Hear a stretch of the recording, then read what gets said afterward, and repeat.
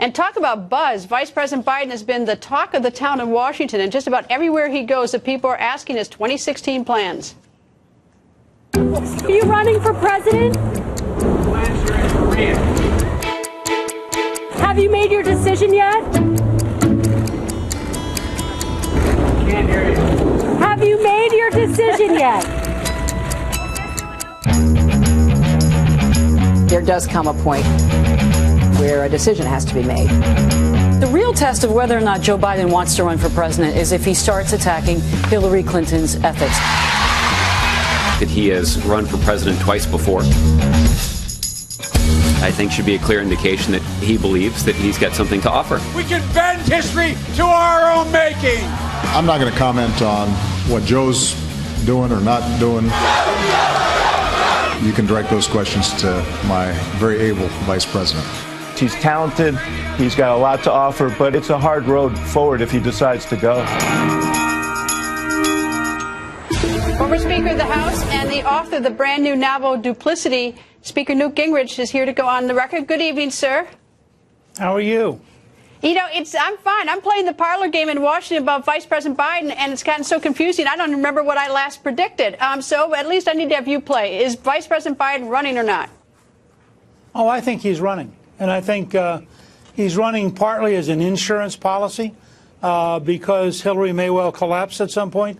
I think he's running partly because as she moves to the left, she's taking positions that are increasingly at odds with the Obama policy. And if you'll notice, 90% of Obama's major fundraisers have not committed to her. 90%. That means that there's a huge group of potential fundraisers who are waiting for the Obama candidate. And I think the signs are the Obama candidate will end up being Joe Biden. Why now? And certainly now, I mean, there's so much speculation, even speculation that he's going to do it on the eve of Secretary Clinton's testimony before the Benghazi committee. But, you know, why this sort of, you know, the drip, drip, drip and the timing problem? Well, I mean, first of all, I think he had to spend some time in mourning for his son. I think that was a very real, very deep, very personal pain. And I don't think he could just turn on a dime from that. I think, second, the clock starts to work in terms of entering the South Carolina primary and doing some other key things. And so there comes a point where you've got to start making a move.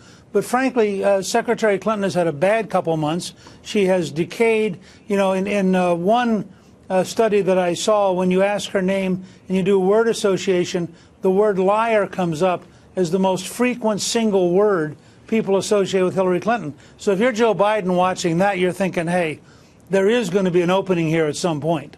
Except you're so popular until you actually announce you're going to run. And then all of a sudden, you become a whole lot less popular. I mean, everyone, a lot of the Democrats love Joe Biden right now, but if he jumps into the race, that honeymoon may be over.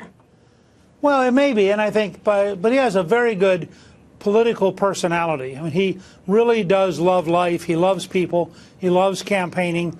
And I suspect that he will be pretty enthusiastic and pretty energetic. There's some talk about his age, but the truth is he's been running around for 6 years as the Vice President of the United States. That is not an easy job, and he has certainly shown that he has a great deal of energy when it comes to politics. So who does President Obama, if Vice President Biden gets in, does he just stay silent, or does he pick between his former Secretary of State and his Vice President? You just showed a second ago the president saying, I left that up to Joe, good friend. He's described the vice president as the best choice he made. Remember, they also made a choice of Hillary Clinton, but he put Biden as the best choice he made. I don't think all those bundlers are sitting around not raising money for Hillary because they're getting signals from Obama that they should. I think they kind of feel like the president doesn't mind them sitting on the sidelines waiting for Joe Biden to enter. Mr. Speaker, thank you, sir.